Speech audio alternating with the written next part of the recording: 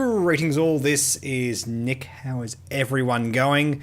Coming in hot, we have some new spoilers for Star Wars Legion from FFG's live stream yesterday.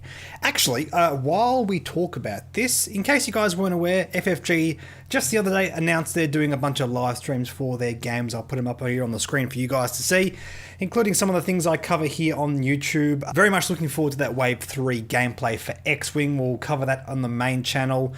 If anything's spoiled or if we haven't already had that stuff spoiled by that stage.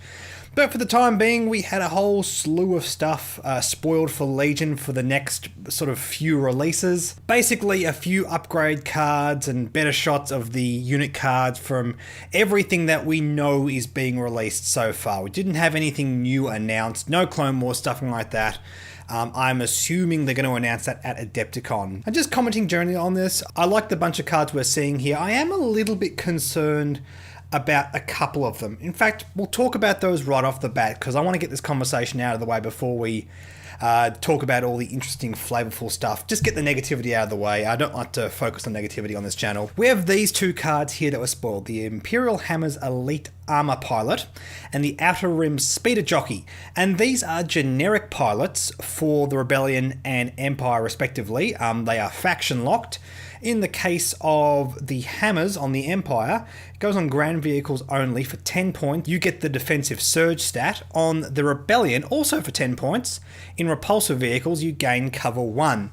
And the concern around these is it feels like a bit of a soft fix for the ATST and the Snow Speeder, or rather the Air Speeder, which aren't necessarily seeing a whole heap of play right now. I say that especially with the Air Speeder in mind.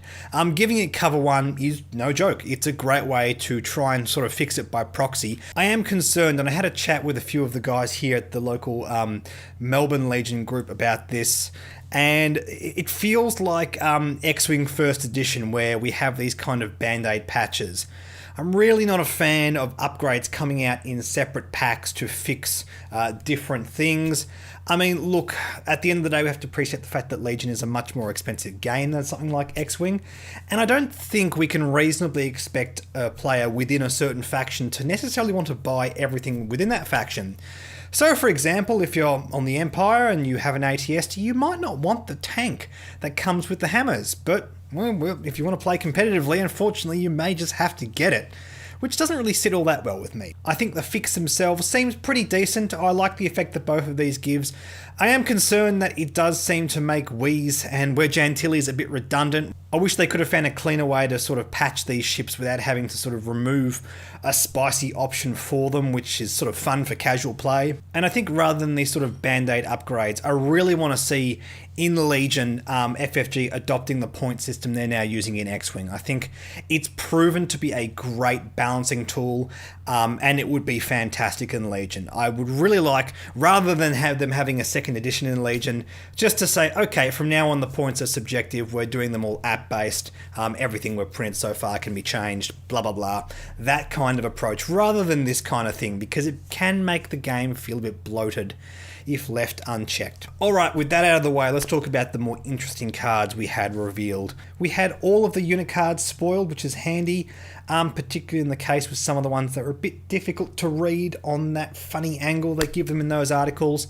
Particularly Bosk was a tad hard to read in terms of points. Weren't sure if it was 85 or 115. It is indeed 115, which feels like the right option for me. We also had Sabine revealed at 125 points, Death Troopers at 76 points, the Armoured Tank for the Empire 155 points, and the Rebel Land Speeder for 75 points. Actually, let's talk about the Land Speeder next, because I do find this unit quite interesting. When it was originally revealed, it seemed to sort of pale in comparison to the Imperial Tank, something which I myself will play. I'm an Imperial player, looking forward to that. The Land Speeder was interesting, and I think one of the most curious things going for it was the fact that it had a 360 weapon. The pilot can shoot 360 degrees with 2 white dice, range 1 to 2. Seems okay, but it also has Arsenal 3 and the option to take 2 crew, which can also shoot as well, and those were revealed, and these look really, really decent. We have the RPS-6 Rocket Gunner, and this fires 360 degrees. There's no fixed front shenanigans here. range 2 to 4 with a red, black, and white dice, impact 2. And this is really, really, really good, because usually with these kinds of vehicles, you don't get things that can just fire backwards. Considering the speeder, well, it's not as fast as like your bikes or your air speeder.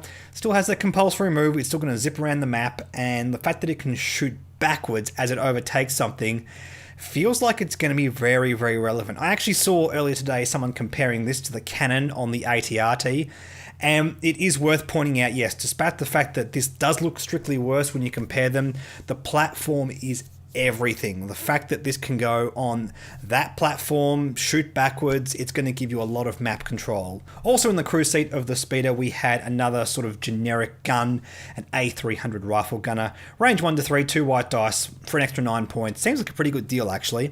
Considering the speeder has Arsenal 3, you can fire the gun on the unit card and both of these guys in the same turn, every turn if you want to. Got to make sure you're exactly at range 2, but it's possible, and at least if you have both of these cards equipped, you will always be able to shoot twice at range 1 and 3 as well, so it definitely feels like it's worth taking all of them. It does significantly raise the cost of the platform, but I really don't see this unit having much of an impact if you don't. That's just how it is. Okay, let's move over to the Death Troopers, because we had a couple of upgrade cards spoiled for these guys. First of all, DT-F16, which I assume was a significant character in some EU somewhere. This adds the DT-F16 mini to your Death Trooper squad, and this trooper has a range 1 to 3 weapon with a black and white dice. And you gain Compel. After another friendly unit at range 1 to 2 rallies, if it is suppressed but not panicked, it may gain a suppression token to perform a free move action, which is kind of weird to think about. So if you're suppressed, you're gonna move slower, but you get the free move, so I guess that sort of helps them move around in a kind of weird, slow way. It's action economy, I get that. It's just really hard for me to quantify this. It just seems like a very odd kind of ability. I mean, the unit has to be suppressed but not panic, so it's not like you're gaining the suppression token to give them extra cover. They already have that. I don't know. It seems cool. Seems very interesting that you can use it on any unit, like this guy can compel Vader or the Emperor, which doesn't seem like something he should be able to do, but that's a thing, I guess. Also, this mini is the unit leader, which is cool. It means that DTF-16 will be the last thing removed out of your squad, so your best gun doesn't have to be lost straight away. That always feels pretty good.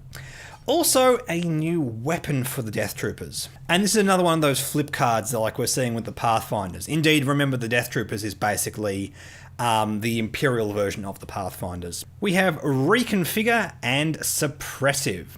When you recover, you may flip this card, and Suppressive, when you perform an attack, the defender gains a suppression token, and it fires at range 1 to 4 with a black dice, which is a nice bit of board control. For 8 points, being able to fire at range 4, yeah, I dig that. Do remember though, the card does exhaust when you use it, so it's not crazy powerful from the suppression point of view, but it does reconfigure into the E110 grenade launcher configuration. Range 1 to 2, a red dice with blast and reconfigure, which is interesting. I don't really know if either of these feels like a massive home run to me. I really do feel like the suppressive side is best because you get that range 4 attack, which seems pretty decent. And in that regard, even if it's only a one-off, that just might be the difference between reaching one of your opponent's squad during an attack, which is going to be good. It means you can help suppress them, you can hamper their movement, maybe even take a squad off the map. And I think that's probably the best thing going on here. But we do have to face the fact that, look, whenever we have one of these cards that has to spend to use it, it is a significant cost. It always feels like a rough thing to use in comparisons to weapons that don't do that. Nevertheless, it's a nice bit of versatility. And I think for 8 points, you're going to get value out of it in most games. Okay, let's move over to Sabine Wren, because we had this revealed. And this is something that a lot of us were very interested in, the personal shield. And this is only a Sabine card. That's something we did not realise before now. It's probably a good thing, given how powerful this is. So, you gain Shielded 1, which means Sabine gets a shield token. And for those of you that play X-Wing, you pretty much know what that means. Also, it gains Recharge 1, which means whenever you recover, you flip one of your shield tokens face up. Cool. Decent. Very, very powerful. Things in Legion generally don't get shield tokens.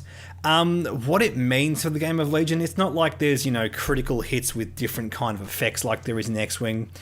But being able to easily flip something over feels pretty good. It just doesn't interact with all the other healing mechanics we have in the game right now. It's its own separate thing.